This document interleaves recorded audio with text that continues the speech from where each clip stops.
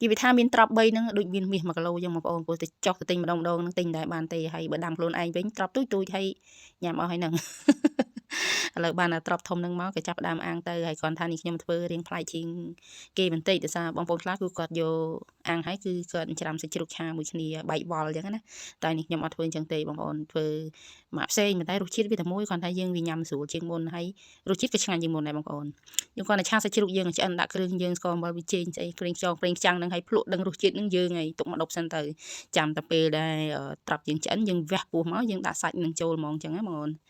លើសាច់ហ្នឹងក៏ចិត្តឆ្អិនដែរហើយត្រាប់យើងអាំងក៏រួចរាល់ដែរអញ្ចឹងណាបងប្អូនឥឡូវចាប់ដើមវះពោះត្រាប់ហើយបន្ទាប់ពីវះហែកអស់ហើយឥឡូវដាក់សាច់យើងចូលមកសាច់យើងឆាឆ្អិនហ្នឹងបងប្អូនចាហើយកន្លែងនេះដាក់ពងទារត់លេចរត់សាច់ចង់ងាប់ហើយចាឥឡូវដាក់អាំងមកហើយយើងរោយទឹកខ្ទឹមយើងតិចមក